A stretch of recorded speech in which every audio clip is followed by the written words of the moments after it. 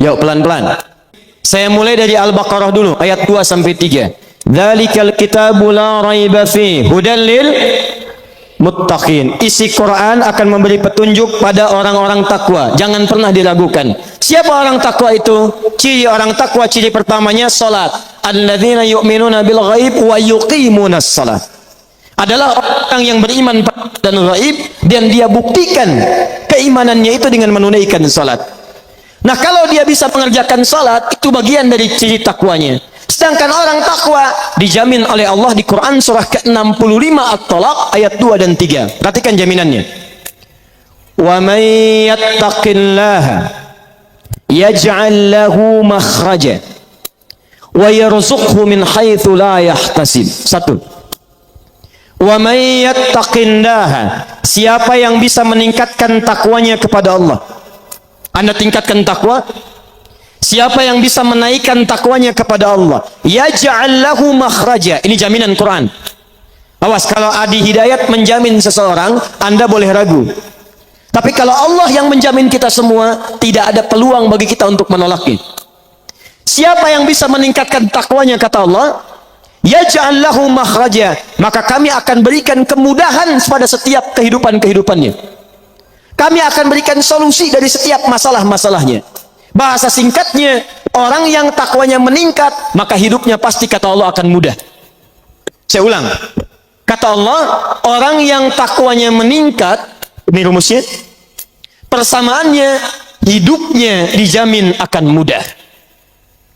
Kerja mudah, makan mudah, minum mudah, rumah tangga mudah, mau meninggal mudah. Masya Allah. Orang capek-capek, kelepek, ini bersin sekali, meninggal. Orang yang masuk kamar ribut sendiri, ini sujud sekali, meninggal. Takwa. Ibu mau meninggal mudah, Bu? Mau cepat meninggal? Mudah itu kan cepat, ya. Cepat, takwa. Orang yang takwa hidupnya mudah, kata Allah. Perhatikan. Sedangkan kalimat takwa disebutkan 115 kali dalam Al-Quran. Kalimat takwa pertama yang disebutkan di Quran, Al-Baqarah ayat 2. Dzalikal kitabu la raiba fihi hudal lil muttaqin. Apa ciri takwanya? Salat. Alladzina yu'minuna bil ghaib wa yuqimunas salat. Jadi kalau kita buat persamaan, orang takwa cirinya salat. Orang takwa hidupnya mudah. Jadi ketika Allah meminta kita menunaikan salat, sebetulnya bukan ingin membebani kita menunaikan ibadah, tapi lebih daripada itu, Allah ingin membuat hidup kita semakin mudah. Allah nggak butuh dengan salat kita. Semuka langit dan bumi tidak sujud kepada Allah, tidak akan menurunkan status Allah sebagai Tuhan. Kita yang butuh, sebab ketika kita salat, hidup kita jadi mudah. Tapi persoalannya, mohon maaf, kalau ada orang salat hidupnya tidak jadi lebih mudah, berarti ada yang salah dengan cara menunaikan salatnya. Wa yarzuqhu min haitsu la yahtasib. Bahkan kata Allah, rizkinya akan saya kirimkan dari sisi-sisi yang tidak dia duga. Jangankan orang kerja, ini ada orang baru berangkat kerja, makanannya sudah datang. Orang-orang mau kerja sulit cari mobil, dapat mobil macet, Masya Allah. Orang takwa baru mau cari mobil, mobil datang. Ada macet, tiba-tiba polisi datang, kami kawal Pak, sampai. Masya Allah. Orang takwa mengerjakan apapun, kata Allah, mudah. Rizki mudah, hidup mudah. Sekarang pertanyaannya, maaf, siapa yang tidak pernah sholat? Angkat tangan. Yang subuh sholat, angkat tangan. Yang zuhur sholat, yang asar sholat, yang maghrib sholat, isya sholat, sholat. Hidup mudah tidak? Kerja mudah? Makan mudah? Nikah mudah? Masya Allah. Belum. Baik, lihat baik-baik sekali lagi. Kalau mudah, alhamdulillah, ada kebenaran dalam sholatnya. Tapi kalau Anda dalam sholat saja kita tunaikan kemudian tidak mendapatkan kemudahan dalam hidup, sekali lagi ada sesuatu yang kurang tepat dalam sholatnya. Tahan. Apa artinya sholat? Oh, tiap hari sholat tapi tak hafal mana sholat. Apa artinya sholat? Doa. As-salatu hiya doa di kitabul fiqih. Tapi asal kata sholat itu bukan doa. Salat itu dari kata wasala yasilu silatan fahuwa salatun. Salat orangnya musalli. Wasala yasilu silatan, asal kata salat itu sampai dan terhubung. Kenapa diartikan doa? Karena setiap orang berdoa sampai hajatnya kepada Allah dan terhubung dengan Allah Subhanahu wa taala. Nah, asal kata salat itu punya hubungan yang kuat. Salat punya hubungan yang sangat kuat dengan Allah Subhanahu wa taala. Saya punya hubungan yang kuat dengan Pak Bupati misal, atau dengan Bapak Gubernur. Maka hidup saya di Banten jadi lebih mudah. Pak Gubernur, abdi bade ka Labuan. Oh, mangga ya disayogikan provider. Berangkat ke Labuan. Mudah. Pak Gubernur, saya mau nengok ke kantor. Oh, silahkan, kasih akses. Mudah. Jadi kalau Anda dekat dengan gubernur, dekat dengan bupati, hidup Anda mudah di wilayah Anda. Tapi Anda keluar dari Banten, belum tentu mudah. Keluar dari Indonesia, belum tentu mudah. Kalau dengan manusia saja dekat bisa hidupnya mudah, apalagi orang yang dekat dengan Allah Subhanahu wa ta'ala. Allah pemilik bumi. Keluar dari Indonesia dekat dengan Allah, mudah. Ke Malaysia, mudah.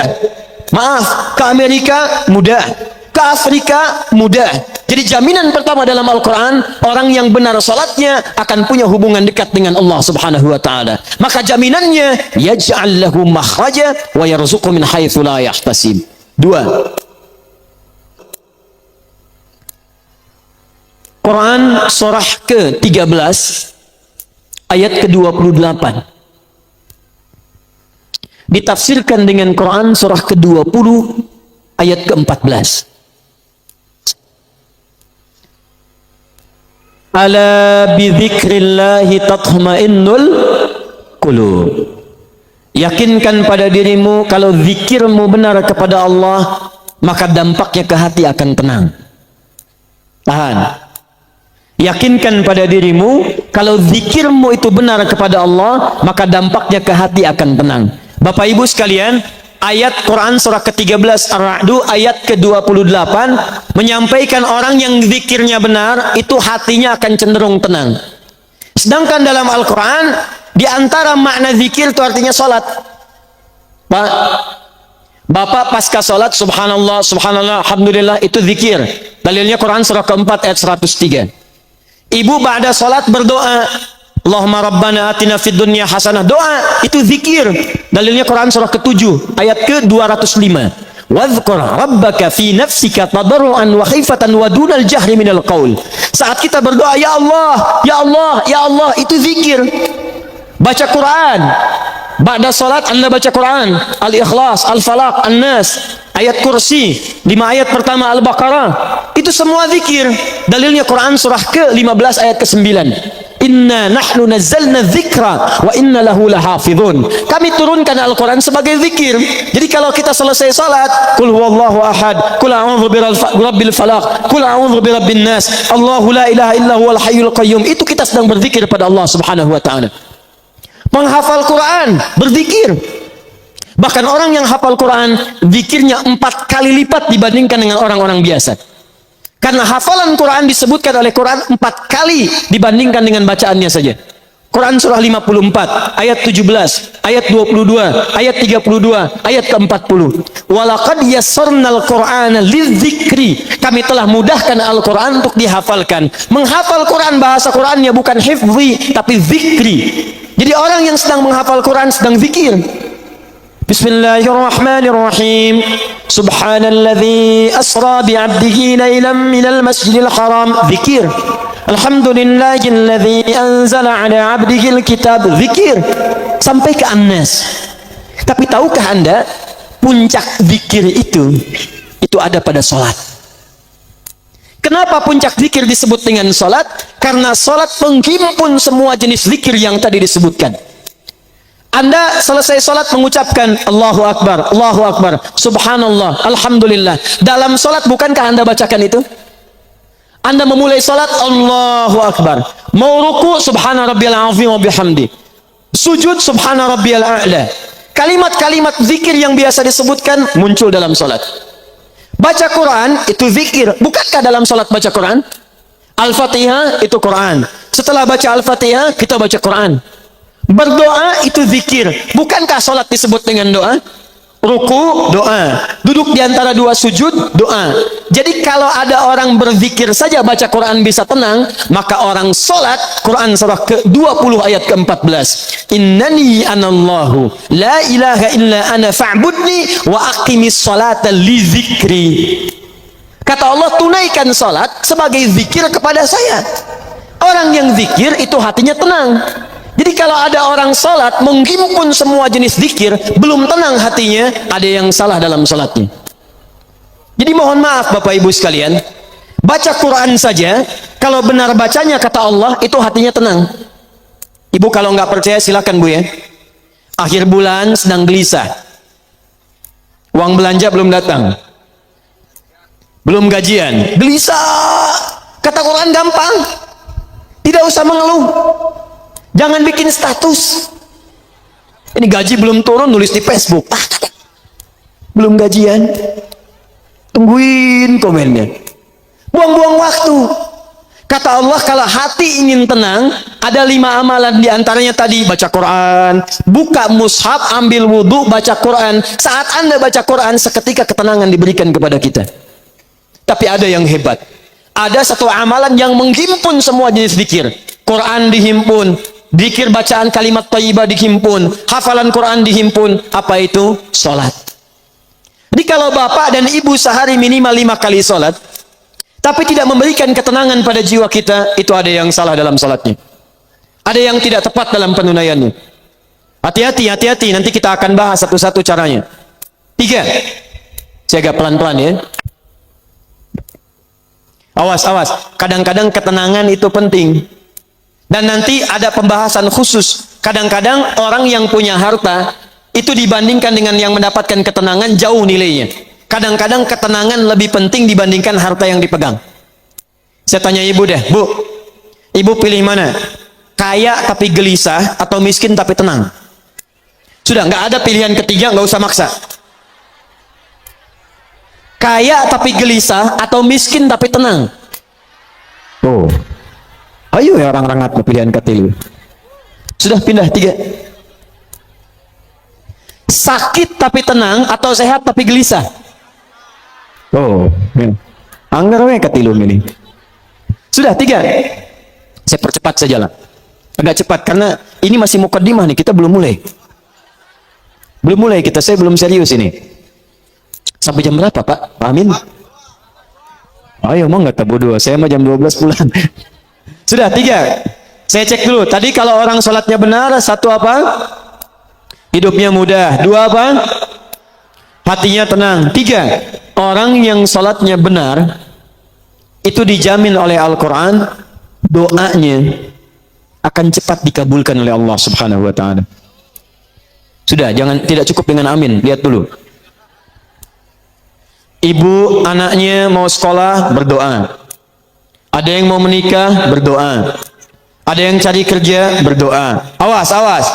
Kalau Anda tiap hari menunaikan sholat, tapi doanya telat terjawab, maka ada yang harus dicek dalam sholatnya.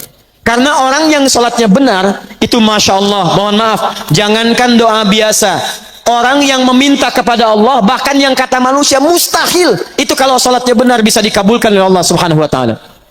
Dalilnya Quran surah ketiga Ali Imran ayat 38 sampai 39, paling kanan sebelah atas. Kenal Nabi Zakaria? Ayo kenal. Kenal di mana? Nah, orang rengat tak? Belum ditulis sudah kelihatan. Nabi Zakaria kenal. Baik, sudah. Nabi Zakaria, Nabiullah, dekat dengan Allah. Orangnya soleh, berumah tangga, menikah sampai sepuh. Mohon maaf ibu, istrinya divonis monofos bahkan mandul. Menurut medis dan klinis itu mustahil punya keturunan. Tapi apa yang dilakukan Nabi Zakaria? Melihat Sayyidah Maryam alaihissalam banyak beribadah di mihrab dekat dengan Allah, lantas beliau berinisiatif untuk sholat di mihrab itu. Perhatikan, sholat. Dalam sholatnya memohon kepada Allah, di mihrab sholat minta kepada Allah. Nanti kita akan lihat apa yang terjadi. Kita baca ayatnya. Hunalika da'a Zakaria rabbah.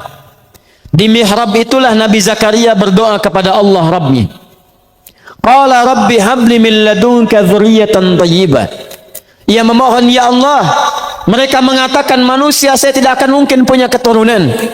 Mereka katakan saya sudah sepuh, fisik saya sudah letih, rambut saya memutih, dan istri saya divonis secara medis sudah tidak mungkin punya keturunan, monopos dan mandul. Maka saya mohon, ya Allah, berikan keturunan dari sisimu saja. Ini awas, ini rumus dalam Quran. Kalau bapak ibu nanti mendapatkan gambaran dari manusia, ada tetangga, ada dokter, ada macam-macam mengatakan ini mustahil pak, ini nggak bisa bu, maka tafsir dari ayat ini ingin mengatakan kalau manusia sudah mengatakan terbatas, tidak bisa, maka tinggalkan pendapat manusia, minta kepada Allah Subhanahu wa ta'ala. Bagaimana cara mintanya? Lihat Nabi Zakaria.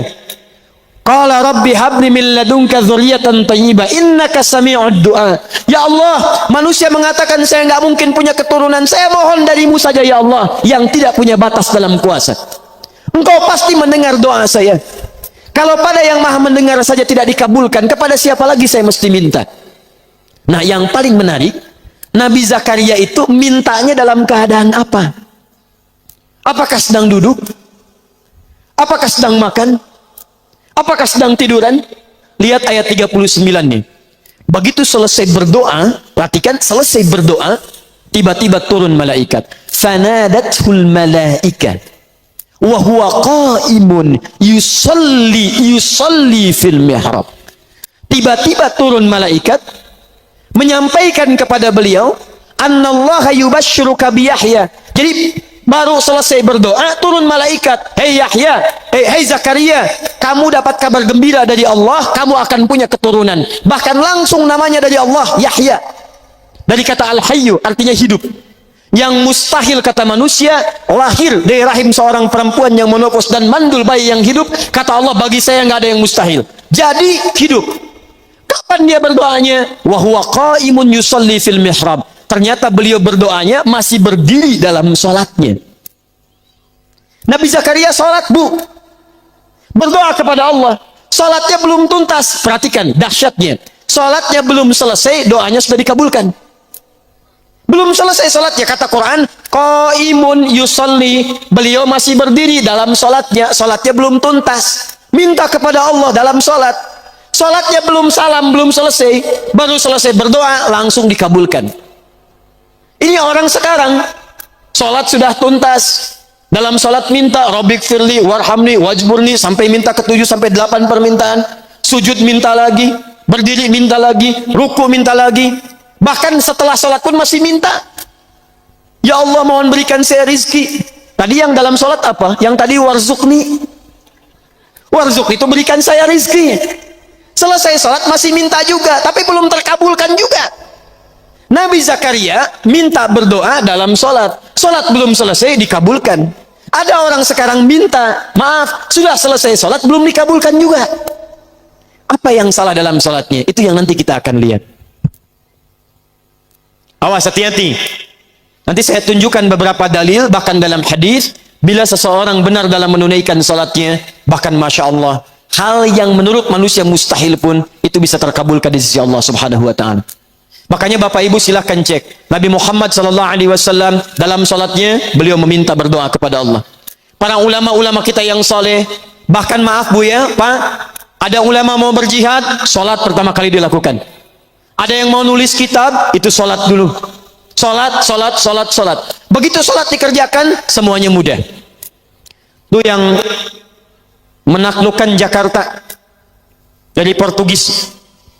Di Jakarta dulu, itu namanya bukan Jakarta, Sunda Kelapa. Berdekatan dengan Banten. Dikuasai oleh Portugis.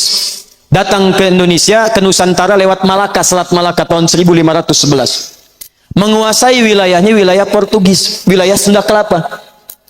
Siapa yang membebaskan itu? Namanya Fatahillah. Dikenal dengan Faletehan.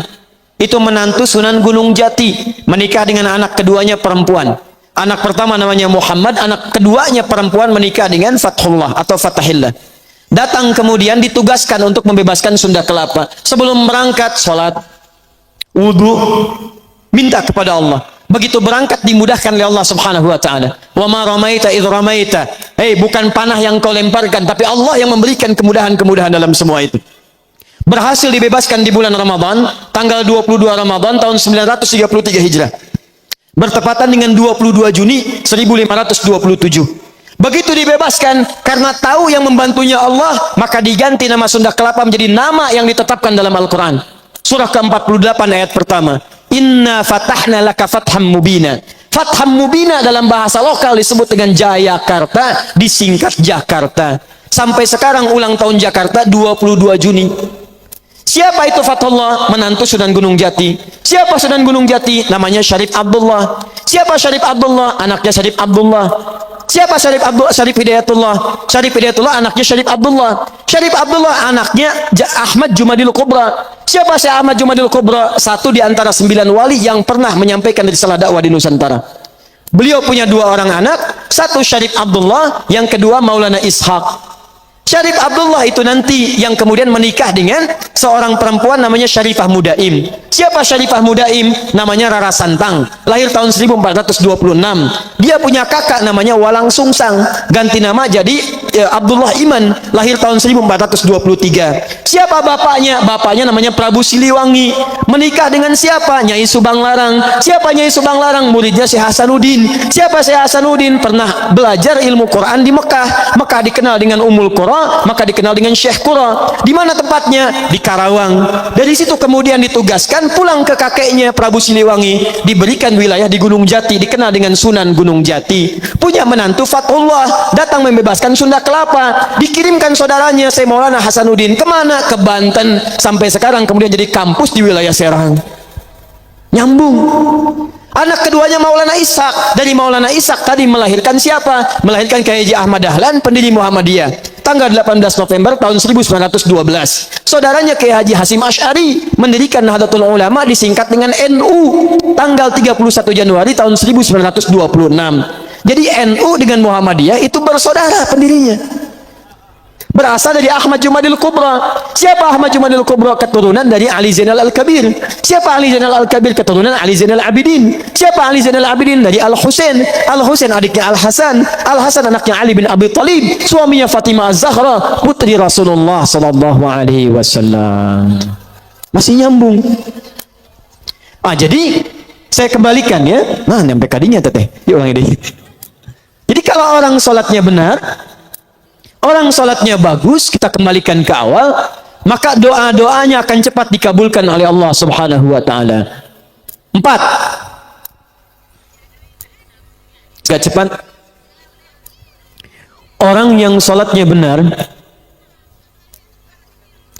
maka akan dijamin langsung oleh Al-Quran. Hati-hati. Saya ulang. Orang yang sholatnya benar akan mendapatkan jaminan langsung dalam Al-Quran, jaminan kebahagiaan dan kesuksesan dalam seluruh aktivitasnya. Awas, hati-hati. Jadi ahli salat itu, maaf, belajar sukses, rumah tangga bahagia, usaha sukses. Nanti saya tunjukkan Pak Bu ya, nanti saya kisahkan ketika kita mulai belajar, mulai seriusnya. Ini masih mukadimah. Nanti ada yang mempraktikkan makna keempat ini, modalnya cuma pakaian Pak. Modal pakaian, oleh Nabi diberikan pendidikan sholat. Begitu dipraktekkan sholatnya, datang ke Madinah, 3 bulan langsung jadi orang nomor 3 paling kaya di kota Madinah. Mempraktekkan makna sholat. Yo, ini ada di Quran, surah ke-23, ayat 1 sampai dengan 2. Qad aflahal mu'minun. Orang yang beriman itu pasti akan menggenggam kesuksesan dan kebahagiaan. Jadi ada sukses saja, ada bahagia saja. Kalau sukses saja, yang belum tentu bahagia, itu bahasa Arabnya namanya fauz. Turunannya faiz, faizin, fauzan, faizah. Kalau di sini ada yang namanya faizah, faizin, fauzan, itu artinya orang yang diharapkan sukses dalam hidupnya, walaupun belum tentu bahagia. Ada yang kedua, bahagia saja. walaupun belum tentu sukses. Itu farah namanya. Fariha. Orangnya disebut dengan farhan laki-laki, perempuannya disebut dengan farah. Kalau di sini ada yang namanya farhan, itu artinya orang yang diharapkan bahagia dalam hidupnya, tapi belum tentu sukses. Ayo tadi pilih mana? Miskin tapi bahagia, atau kaya tapi gelisah? Kaya gelisah. Nah, sukses, ada sukses saja namanya fauz, disebutkan 29 kali dalam Al-Quran turunannya. Ada bahagia saja, farah namanya. Kalau Anda gabungkan sukses dan bahagia, Ustadz saya ingin sukses bahagia, kaya tenang, sukses dunia, sukses akhirat, gabungkan jadi satu, maka bahasa Arabnya berubah. Dari kata fauz, dari kata farah berubah menjadi kata falahun. Falah. Falah, sukses dan bahagia. Lihat sini. Kalau kita kemudian menggenggam kesuksesan itu, kita pegang, ambil. Baik, kalau orang sudah sukses ingin dilepaskan tidak? Kalau orang sudah sukses ingin berubah jadi tidak sukses tidak? Tidak. Kalau orang sudah bahagia ingin sedih tidak? Maka orang yang sudah sukses, sudah bahagia, umumnya ingin terus menggenggam itu dan tidak ingin dilepaskan. Kalau Anda ingin terus mendapatkan itu dan tidak ingin dilepaskan, maka bahasa Arabnya di ilmu sharaf tambahkan hamzah di awal katanya. Kata Allah, qad aflahal mu'minun, Quran surah ke-23 ayat 1 dan 2. Sungguh orang yang beriman itu pasti menggenggam kesuksesan dan kebahagiaan. Kalau Bapak Ibu beriman, imannya benar, pasti sukses. Anda pengusaha beriman, sukses. Apa buktinya? Utsman beriman, Abu Bakar beriman, Abdurrahman Auf beriman. Mereka pengusaha, sukses. Anda politisi, Anda birokrat, Anda diplomat beriman, sukses. Apa buktinya? Ammar bin As, Muawiyah bin Abi Sufyan, sukses. Anda guru, Anda dosen, Anda pengajar, Anda beriman, sukses. Siapa buktinya? Ali bin Abi Thalib, Al-Kindi, Al-Farabi, Al-Ghazali, Al-Khawarizmi, Al-Battani, sukses. Jadi setiap kita kalau benar-benar beriman, jadi apapun pasti sukses dan bahagia. Nah, apa cirinya orang yang sukses falah ini, yang mendapatkan aflah ini? Teruskan ayatnya, ayat keduanya. Ternyata amalannya orang sukses ini bukan kerja keras saja, bukan belajar keras saja, tapi amalan pertamanya alladzina hum fi salatihim khashi'un, yaitu orang-orang yang saat menunaikan salat dia serius dan khusyuk menunaikan salatnya. Makanya saat kita dipanggil salat, Pak, Ibu, tolong ya, maaf nih, sebelum salat kan ada panggilan dari masjid. Apa panggilannya namanya? Azan. Dalam azan, hayya 'alas shalah, ayo salat, ayo salat, ayo salat. Bapak Ibu tanya, kenapa ya Allah saya salat? Teruskan, hayya 'alal falah. Saya ngajak kalian salat, kata Allah. Saya nggak butuh salatnya, cuman kalian butuh bahagia. Di rumah tangga butuh bahagia, di kantor butuh bahagia, kamu butuh sukses. Dengan salat saya berikan kebahagiaan, dengan salat saya anugerahkan kesuksesan. Jadi kalau ada di antara kita salat tiap hari nggak sukses-sukses, ngelamar anak orang lain tidak sukses, sudah menikah tidak bahagia, jadilah jomblo sengketa. Sekarang jomblo dibagi 3. Ada jomblo syariah, ada jomblo fisabilillah, ada jomblo sengketa. Sukses. Nah, itu bahasanya lain nantilah. Ada yang kedua, sudah menikah tidak bahagia. Ada yang hebat di kantor jadi juara, di rumah tangga menjadi pecundang. Ada yang bahagia di rumah tangga, di kantor tidak berhasil. Kalau tidak sholat, tidak usah dipikirkan. Ini sholat, tapi tidak mendapatkan itu, ada yang salah dalam sholatnya. 5 terakhir. Masih semangat insya Allah? 5. Orang sholat, maaf, pasti jadi orang baik. Saya ulangi, orang sholat pasti jadi orang baik. Pelan-pelan, tahan sebentar. Bapak Ibu sekalian, mari kita lihat turunan pertama Quran surah kedua Al-Baqarah ayat ke-45 sampai dengan 46. Ditafsirkan nanti di Quran surah keempat An-Nisa ayat 103. dicontohkan di beberapa ayat di Quran, seperti Quran surah ke-49 ayat 11 sampai dengan 12.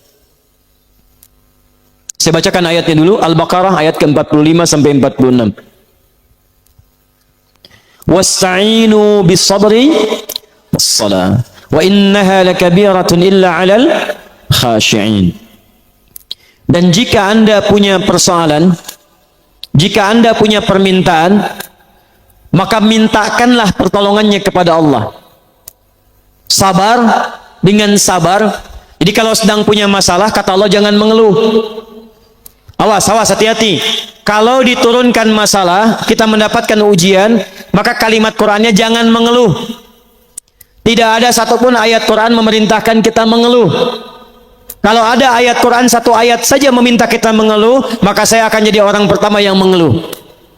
Kata Quran, kalau Anda sedang punya masalah, sabar. Terima dulu, karena Allah tidak mungkin menitipkan ujian kecuali kita sanggup menjalaninya. Rumusnya Quran surah kedua Al-Baqarah ayat 286. La yukallifullahu nafsan illa, Allah tidak akan menguji seorang hamba kecuali sanggup menjalaninya. Jikalau sekarang Bapak Ibu sedang punya masalah, masalahnya berat, susah, itu artinya cuman Bapak yang sanggup menjalaninya. Cuman Ibu yang bisa, yang lain tidak bisa. Makanya diberikan kepada Ibu, bukan pada yang lain. Jangan katakan, ya Allah, kenapa mesti saya? Why me? Kata Allah, why not? Kenapa tidak? Kamu yang sanggup, yang lain tidak. Tapi yang menarik, perhatikan. Wassalah, lalu tunaikan salat. Bangun hubungan baik dengan Allah Subhanahu wa taala. Wa innaha lakabiratun illa 'alal khashiin. Dan sungguh salat itu tidak mudah dikerjakan kecuali bagi orang khusyuk. Yang paling menarik, setelah dia selesai salat, buka Quran surah keempat ayat 103. Perhatikan kalimatnya. Fa idza qadaitumus salata, maka jika orang telah selesai mengerjakan salat, apa ciri salatnya berhasil? Bukan sekedar dia menunaikan salam. Lihat sini. Assalamualaikum warahmatullah. Assalamualaikum warahmatullah. Kata Quran, tidak cukup salamnya disebut sebagai salat yang berhasil. Ciri orang yang berhasil salatnya, teruskan ayatnya. Fadhkurullaha. Maka orang salat yang salatnya tuntas dikerjakan dengan benar, salatnya bisa mengingatkan dia dengan Allah Subhanahu wa taala. Jadi kata Quran, kalau orang benar salatnya, selesai salat dia ingat Allah. Saya ulang, selesai salat dia ingat Allah. Qiyaman, saat berdiri ingat Allah. Wa qu'udan, duduk ingat Allah. Wa ala junubikum, berbaring ingat Allah. Sedangkan kaidah mengatakan, kaidah al-qaidatu taqul, orang yang ingat Allah, alladzi yadhkurullaha fi hayati, orang-orang yang selalu ingat Allah dalam kehidupannya, itu mustahil akan menyimpang dari hukum-hukum Allah. Lihat, orang sholat dekat dengan Allah, selesai sholat ingat Allah. Kaidah mengatakan orang yang ingat Allah mustahil akan menyimpang dari hukum Allah. Sedangkan hukum Allah mengatakan setiap orang yang dekat dengan Allah pasti jadi orang baik. Lihat sini, orang yang dekat dengan Allah karena Allah sifatnya baik, hukumnya baik, maka orang-orang yang ingat Allah pasti mustahil akan tidak memiliki nilai-nilai kebaikan. Makanya Quran langsung menyebutkan, orang yang ingat Allah, maka matanya hanya akan dipakai pada yang baik-baik. Orang yang ingat Allah, telinganya akan mendengar yang baik-baik. Orang yang ingat Allah, tangannya akan memegang yang baik-baik. Bagaimana cara mengingat Allah? Salat. Karena itu orang yang selesai salat mustahil berbuat maksiat. Otomatis orang yang salat itu akan selalu berperilaku baik dalam kehidupannya. Contoh nih Bu, Pak, apa fungsi mata? Melihat tuh. Bapak ibu punya mata, melihat. Kambing pun punya mata, kambing melihat. Sekarang apa bedanya mata orang rengat dengan mata kambing rengat? Kalau cuma melihat, kambing pun melihat. Kalau cuma melihat, elang pun melihat. Tuh lihat elang naik sampai gunung karang, naik sampai ke awan. Anak ayam kelihatan. Ayam bapak ibu diambil elang, dari atas kelihatan. Orang menes naik pesawat, ngelihat anak sendiri nggak kelihatan. Apa bedanya mata kita dengan mata elang? Mata elang lebih tajam dibanding mata kita, tapi elang tidak dihisab, kita dihisab. Quran surah 17 ayat ke-36. Innas sam'a wal basara wal fuada kullu ulaika kana anhu mas'ula. Sungguh pendengaran manusia, penglihatan manusia, bahkan pikiran manusia satu saat akan dihisab oleh Allah Subhanahu wa taala. Kalau mata biasa dipakai melihat saja, tapi tidak melihat yang baik-baik, maka hisabnya akan berat bagi orang yang punya mata itu. Maka itu turun ketentuan di Quran surah ke-24. Ayat 30 untuk laki-laki, ayat 31 untuk perempuan. Perhatikan kalimat Qurannya. Qul lil mu'minina yaghuddu min absarihim. Katakan pada orang-orang yang beriman, ciri orang beriman itu salat. Orang yang salat ingat kepada Allah, maka mata orang salat yaghuddu min absarihim. Maaf, akan dipalingkan dari perbuatan maksiat. Jadi fungsi mata kita itu, mata orang salat bukan sekedar melihat, tapi melihat yang baik-baik. Kalau tidak baik tidak akan dilihat. Buka Facebook, Masya Allah, lihat status, yang dilihat status istri orang. Mustahil. Jadi kalau anda benar sholatnya, mustahil pandangannya dipakai untuk maksiat. Keluar dari masjid, Masya Allah, masih ada yang tertukar sandal. Kalau benar sholatnya, mustahil ada yang kehilangan sandal. Di sini ada yang begitu? Tidak, Alhamdulillah, tidak beda. Ya? Jangan orang sholat mustahil maksiat. Datang ke kantor, ditawari disogok, gak akan diterima. Pak, tolong Pak, tanda tangan Pak, 10 juta. Maaf, ini jari tahiyat, tidak akan pernah dipakai maksiat. Sholat. Nah Pak, 100 juta. Sebentar, istikharah dulu ya. Bisa. Jadi kalau benar sholatnya, pasti akan baik kehidupannya. Lisannya tidak akan dipakai mencela.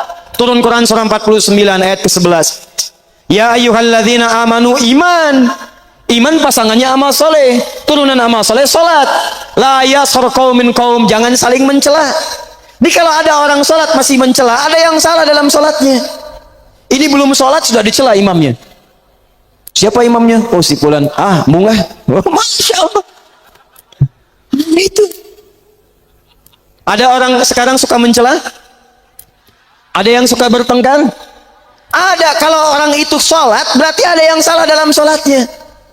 Ini mau sholat subuh, sibuk, ribut. Yang satu kunut, yang satu tidak. Gara-gara kunut, saling mencela. Akhirnya ujung-ujungnya nggak pada sholat. Itu yang salah. Saya pernah tugas di Mekah tahun 2010. Itu begitu menerima jemaah haji pertama, tiba-tiba kemudian salat Isya yang jadi imam Syekh Sudes. Di Saudi itu kan mazhabnya Hambali, kalau baca Fatihah bismillahnya disirkan Pak. Di cara baca bismillah itu ada 4, hadisnya 70 Pak. Hadis bismillah itu 70 hadis. Semua bersambung pada Nabi, caranya ada 4. Bisa dijaharkan, dipilih oleh Imam Asy-Syafi'i, lahir tahun 150 Hijrah. Bisa disirkan, ya, dipilih silent, dipilih oleh Imam Ahmad bin Hanbal, lahir tahun 163 Hijrah. Bisa tidak dibaca sama sekali, dipilih oleh Imam Malik dan Imam Abu Hanifah. Imam Malik lahir tahun 93 Hijrah, Imam Abu Hanifah wafat tahun 150 Hijrah. Jadi kalau dijaharkan, dibaca keras. Bismillahirrahmanirrahim. Sir, silent, tipis. Jadi kalau silent, tidak usah dikencangkan. Ini silent, sir, tapi ditempelkan ke mic. Bismillahirrahmanirrahim. Itu sama dengan jahar. Bisa tidak dibaca sama sekali. Alhamdulillahi Rabbil Alamin. Jamaah pertama Indonesia datang ke Mekah. Salat dipimpin Syekh Sudes, mazhabnya Hambali. Bismillahnya sir. Bismillahirrahmanirrahim. Alhamdulillahi Rabbil Alamin. Apa komentar pertama? Oh, iki imamnya Muhammadiyah ya? Masya Allah. Muhammadiyah cabang Masjidil Haram. Baik. Padahal dari sejak dulu sudah ada. Begitu subuhnya nggak kunut, apa saya bilang? Masya Allah. Bapak Ibu sekalian, yang bismillah dijaharkan, benar. Yang disirkan, benar. Yang salah yang tidak sholat. Yang kunut benar, ada dalilnya. Al-Imam Asy-Syafi'i kunut, dalilnya dari Ibnu Umar, diajarkan oleh Nabi kalimatnya pada cucu Nabi Al-Hasan. Allahumma hdini fi man hadait. Kalau jama' Allahumma hdina fi man hadait, wa afina fi man afait, wa tawallana fi man tawallait, dan seterusnya hadisnya. Yang tidak kunut juga mengambil pemahaman kunutnya kunut nazilah, diambil oleh Imam Ahmad bin Hanbal. Yang tidak kunut sama sekali seperti Imam Abu Hanifah, dalilnya ada, mengambil riwayat di Bi'r Ma'unah saat turunnya Quran surah ketiga Ali Imran ayat 128, laisa laka minal amri syai'un aw yatuba 'alaihim aw yu'adzibahum fa innahum zalimun. Dipilih oleh para ulama zaman Nabi itu sudah ada contohnya. Nabi kemudian berhenti sementara waktu, sahabat ada yang kunut ada yang tidak, Nabi membenarkan keseluruhannya, diteruskan oleh para ulama. Imam Syafi'i memilih kunut subuhnya, Imam Ahmad kunutnya nazilah, Imam Abu Hanifah tidak kunut, Imam Malik kunut subuh, kunutnya sebelum ruku disirkan. Yang kunut dibenarkan oleh Nabi, yang tidak kunut pun dibenarkan oleh Nabi. Yang tidak dibenarkan yang tidak sholat subuh.